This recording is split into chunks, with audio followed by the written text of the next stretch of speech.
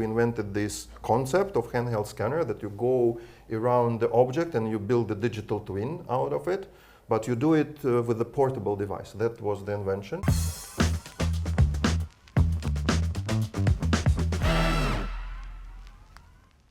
Today, I have the pleasure to welcome in the studio Art Yukhin from Artec 3D. Welcome, Art. Thank you. Thank you very much. I think many of you will be extremely surprised by the story I'm about to tell you. Art started his career in the Silicon Valley in 2007.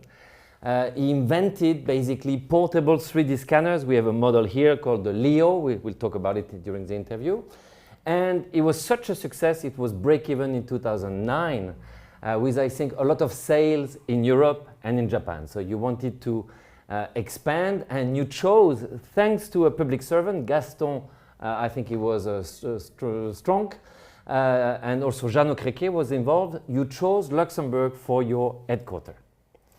Yeah, that's correct. It was not obvious from the beginning, but now, after many years, I think it was really one of the best business decisions I took. So you arrived here in 2010. Can you tell us the story of Artec 3D from this 2010 until today?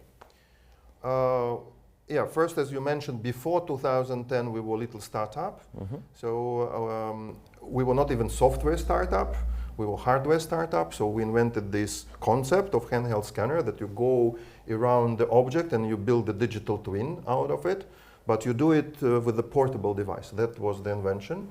And we were very lucky because we really achieved the break-even profitability in the first year. It was 2009, immediately after we started to sell. Mm-hmm. And that's why we were not tied to any investor in Silicon Valley. And since all the sales were, not all, but more than 50% of sales were in Japan, in Asia, and in Europe. So maybe most of them were still in Europe. So we had to open the office somewhere in Europe. Mm-hmm. And then for US company, or in particular for startup, normally this is a big question, how to expand to Europe. That's something that they don't do easily, because where you open the office? In Germany, would it be good to sell to France or to UK? Mm-hmm. So, or vice versa. So you're looking for a multicultural country, mm-hmm. and that's my explanation right now. So that it was really great to move here. So now here in Luxembourg, you hire one support engineer and he speaks 5 languages. So that's, but most importantly, that Luxembourg is accepted by all the neighbors and all the countries, and in Asia as well, as something very positive. And, and right now you have 220 employees globally, and 110, people will be surprised to hear it, are in Zenningberg, where you do research, but also you have a production unit there. Yeah, that's all correct. Furthermore, out of these 200 people, at least half of them are engineers. So I mean PhD, AI specialists, mathematicians, engineers in optics, mechanics, electronics, and that's first thing. So we brought a lot of people here, and as you said, we have 110 people here in Luxembourg. And another thing that is unusual, we have up-to-date production for electronics. So we produce all the electronics here in Luxembourg. We don't outsource it somewhere. Mm-hmm. And we have the best machinery to produce the most complicated and superior electronics, mm-hmm. like with the smallest parts and the highest frequencies. And we do it all here in Zenningberg. Yeah, I think it's interesting to have a look at another breakthrough. I think it was 2019. Right. This is a Leo. I can only imagine you took Leo because it's one of the biggest symbols of Luxembourg, the lion. And just for viewers to realize the performance, of course it's a portable scanner, but Artec 3D has been producing this for 15 years. But basically it has everything in it.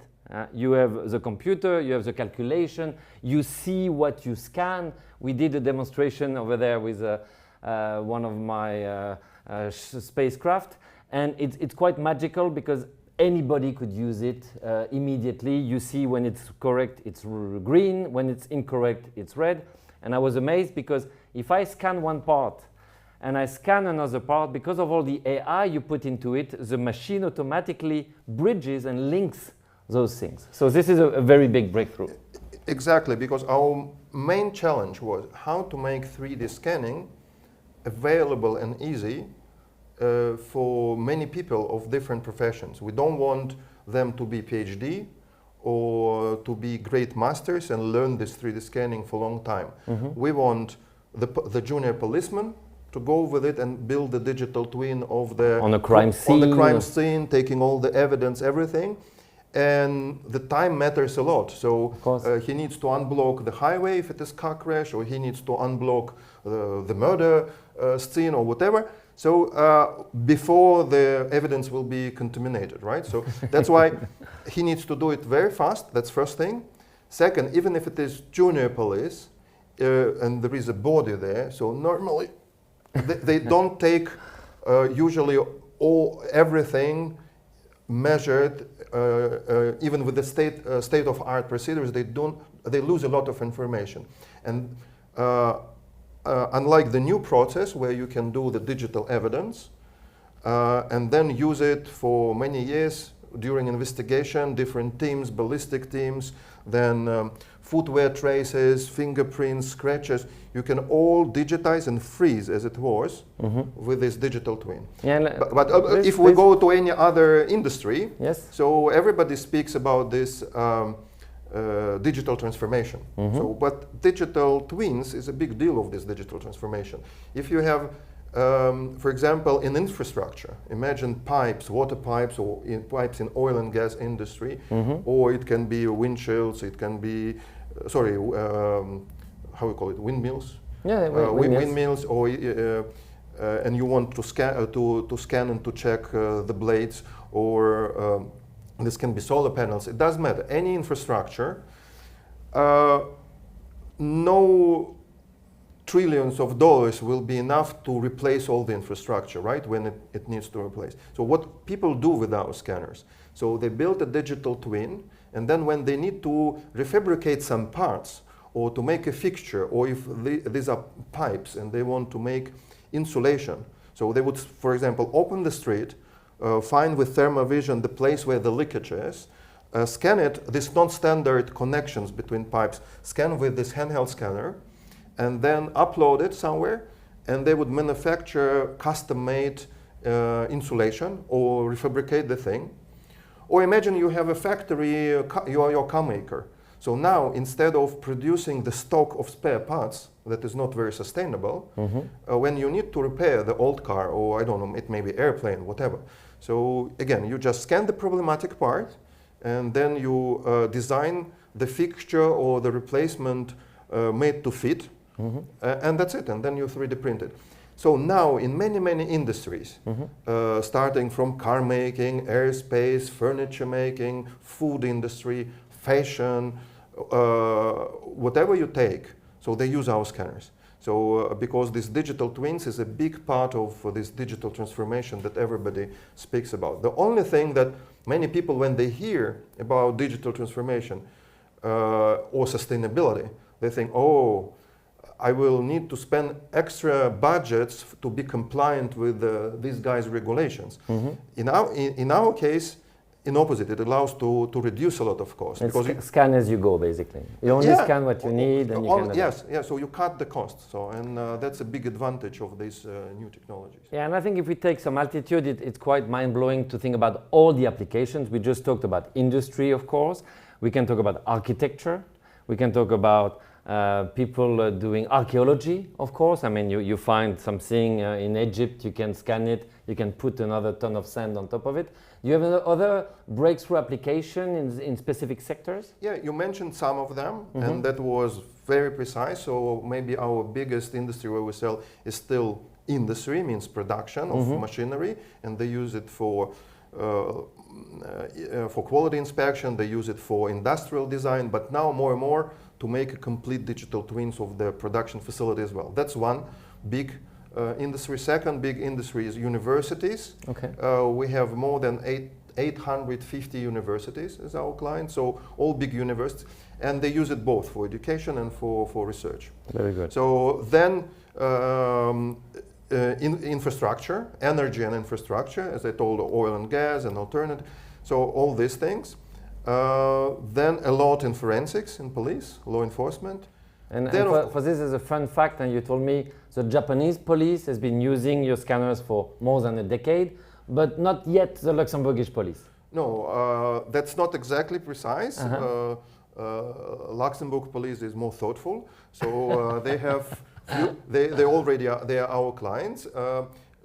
But Japanese police was indeed earlier, and I think they're clients for last at least 12 years. In every region of the country? Yeah, they have 47 prefectures. Every time we release the new scanner, they would, the new model, they will buy it for each province, and they started to use it for some particular tasks like scanning the human remainings to identify the victim, compare it with photograph, because in 3D you can match the skull with a photo of missing person, for example, wow. and then to scan the evidence like weapons or tools. So now, as I told, they would prefer to use the ecosystem of our products, because we have such scanner for very small things to scan microns, or dozen of microns, with very accurately, and we have another scanner that can scan a few kilometer long bridge. So, and then we have a software that allows to fuse all this data, and you get the full digital twin. So now, also Netherlands police, they are our customers at least for 10 years. And first thing they told us when we started to interview them, so they said our main job is not to think when we are on the crime scene. I thought it's sort of soldier humor. But what they meant is that now they don't want to be biased to understand this is more important, let's photograph this. And then they want everything. They want everything, because then the investigation will last for a few years, and they will have different specialists coming, and they all have to be on the same page. Yeah, and then they can virtually measure, see also the color, the blood spots, they can analyze it. So, and then they can come to jury. Yes. And then to prove to the judge or to jury, in different countries it happens differently. In UK now, they would 3D print some objects and present it to the jury that they can touch it. So in some countries they would already use VR glasses. So, or just show on the screen the 3D reconstruction, and that allows to explain to the jury all the consequences, all the to reconstruct everything that happened there. Yeah, I think the key is to reduce the bias of the inspector on that day. Maybe he had an intuition which was wrong. Skills, and if you collect everything, you can start again the investigation without the bias, which of course is not always possible. Just coming back to what you just mentioned before, which is also mind-blowing, that you've got scanners doing very big thing. You could easily scan the Cathedral of Luxembourg from the inside easily, and then one of your colleagues could also scan the little detail, and your AI could mix it to get a fantastic model which includes the big part but also the small parts. Huh? That's very correct, and you mentioned AI. Now it's a very popular word. But applying AI to speech, to music, to text is one thing. Applying it to 3D signals, to geometry, is our expertise from the beginning. And so the key team of Artec 20 years back, so we all came from an academic world, and my personal background, and the same for key people in the team, was applying deep learning, applying neural networks and other learning algorithms to geometrical signals. And I think this makes us unique, because we have handheld scanners to scan the details precise, and then we have these long-range scanners to scan the building or the vehicle or airplane or whatever. And then how to fuse it together, that's a big challenge mathematically, and we can solve it with AI. And then how to interpret this data, because nowadays with our scanners, in a matter of few minutes, you can scan terabytes of data, but who needs this terabyte of data? If you're a constructor, so what do you want? You want every day, or every week, or at least every month, to compare what the architecture designed and how it corresponds to what the constructor built. Like the walls, yes. Yes, normally, it's known in all the countries, you need to over budget from 30 to 50% for this difference, because it will be never the same as it was designed. So in order to decrease this gap of 30-50% of over budgeting, you would like to do quality inspection while they're building and to see if it corresponds. But then you need to scan all this floor. But you need the big walls, you don't need the details. It depends on what are the tasks. Sometimes you are interested to see the pipes and to see all the measures. Yeah, but you're right. So our scanners can provide sub-millimeter precision on the or millimeter precision on 120 meters. In construction, they rarely need it. But my point was, then somebody needs to turn it into walls and windows and pipes. They are not interesting to have just cloud of points. And that's where AI needed again. And for the doctor, if he does a perfect prosthesis device, assistive device, and that's a big other industry where we are very proud to be, because we help a lot in prosthesis and orthopedics and in surgery. So and then also the doctor doesn't need a lot of points. He needs to see the spine or the bones or some particular points on the skull. So you need to interpret this data, and that's where we apply AI a lot. You add context. So let's go to the entrepreneur journey, of course, with the challenges and the difficulties. So let's start with the challenges. Which support did you get from Luxembourg over those years? I would imagine Lux Innovation. I would imagine the Ministry of Economy. I remember Jeannot Créquet was there when you arrived. So how were you helped through your journey? From the beginning, when we were choosing between coming to Switzerland as also multicultural, central location for European office, and Luxembourg, so we of course were told about the support, and actually our meeting with Jeannot Créquet and his colleagues were about we are interested in bringing technologies, because we were very surprised. We were a small startup. I said, we don't have billions. They said, we have billions. We don't have, I mean, we want to have more science. We want to have more high tech. So, and we have Lux Innovation, we have subsidies, and we have other things.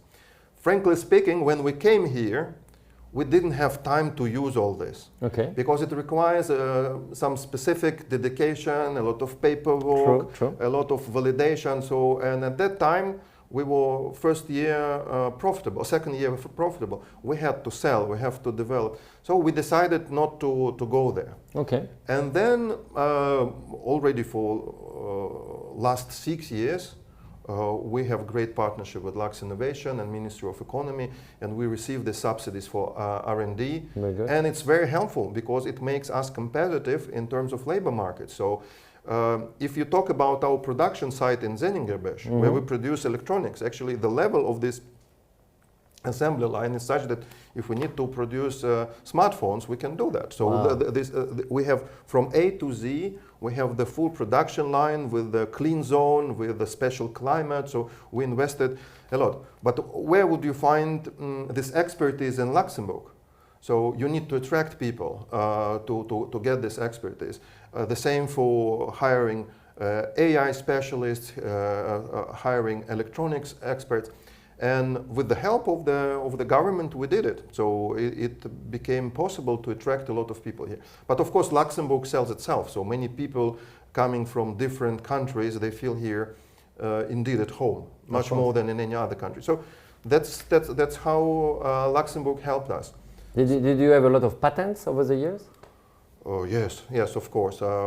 We have 75 patents portfolio that are only main patents. I personally, I think I'm author of 19 patents, though after the lawyers work on them, I hardly understand what exactly I had invented. But you have them. So, but we have it all. Let's go on the other side. We know it's difficult nowadays, not just in Luxembourg, everywhere. It's difficult to be an entrepreneur. So what do you need, and how could Luxembourg help you further now to strengthen even your position as an international leader? No, first of all, entrepreneur is, of course, a special career.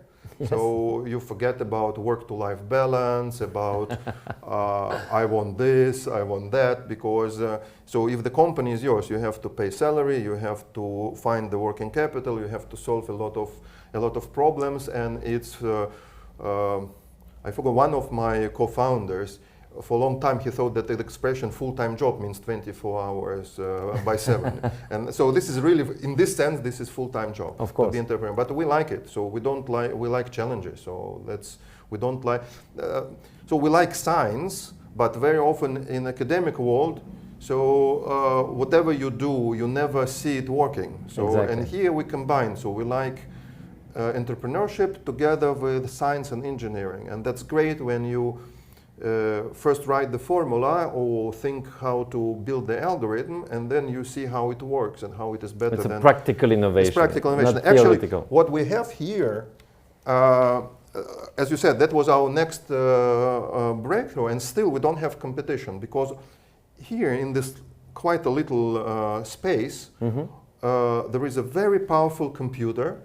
It has FPGA, means algorithms working on the chip, algorithms working on GPU, graphical processor, on CPU, and everything in a very compact, in a very compact space. The screen also is quite a good resolution. Huh? Yeah, and then you have, so actually the computation that is done here normally is rendered on a powerful desktop computer for 1 hour, and here we have it instantly. Yes, so crazy. It was quite a challenge, and then we want to be portable, so it means the battery should last for many hours, and it has a bright screen, it has powerful, and then the cooling system, power management, everything. So that's a lot of science and expertise that we invested in that. But as a result, so you can give it again to the nurse, to the student, to the volunteer.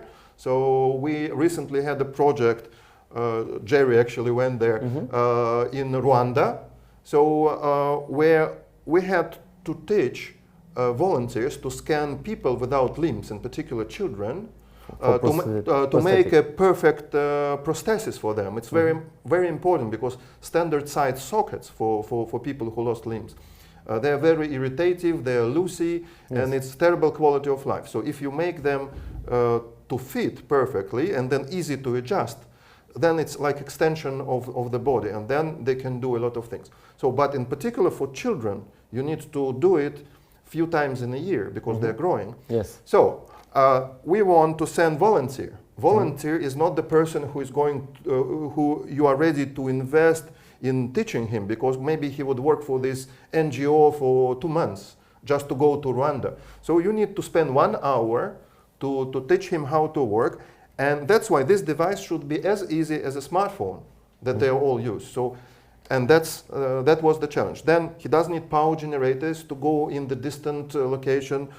He doesn't need a computer. He just go, scan, and then he needs to be productive. So in 1 day, they can scan dozens and dozens of people. Then this data would be sent to 3D print the prosthesis, and then they can repeat it. So you could imagine NGOs basically financing it. What is the price for the Leo? The price is about 35,000 euros. 35. 35. Okay.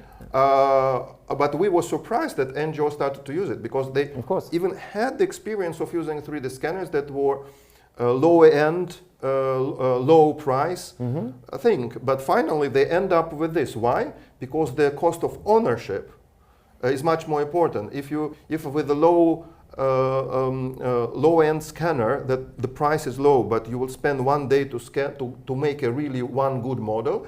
And with this guy, you can do 20 or 30 patients. So that means you divide it by 20. The return on investment would be 35,000 for a portable scanner instead of taking a radio machine there is of course a very good deal. Plus laptop, plus months of learning, plus then post-processing it for a long time, and versus having a portable toy that you scan, and you have seen the scanning process. Actually, your job, very simple. Your job is just to brush the object of interest in green color, and then if you see red, it means you have to work more. So it's very easy. It's very intuitive. If I followed you right now, Artec 3D is just growing. You don't, from what I heard, you don't really have issues. You've got the staff, you've got the success. You're just selling and growing. Do you have maybe an advice to give to young entrepreneurs? There's a lot of people today who hesitate. Shall I start my company or shall I work in a bank? What advice would you give to young entrepreneurs? It's a difficult question. It's very personal. Sometimes when it's difficult, when it's very hard, I think, why don't I work in the bank? So I can then make long weekends, bridges, I can work from home, I can work 3 days a week, Yes. get a nice salary. Why don't I choose it? So for many people, that's a great solution. In particular now, they have great revenues. Good salaries, good holidays. Yeah. However, for me, it's boring. So I need adrenaline, I need challenge, I need to do something that nobody does. And then when you succeed every time, you get satisfaction. I mentioned this project in Rwanda, and I'm very proud about it. And then you mentioned archaeologists. The all prominent archaeologists right now, paleontologists, they use our scanners. It was a game changer. Because before, they would lose 90% of information, the same as police. You now, need to do a plaster of everything. Yeah. Now, I say this to young people. You can buy a lot of things, a car, a house, but you cannot buy pride. So thank you very much, Art. We're very happy to have your company headquartered in Luxembourg. We hope you continue to grow and make Luxembourg proud. Thank you. Thank you very much.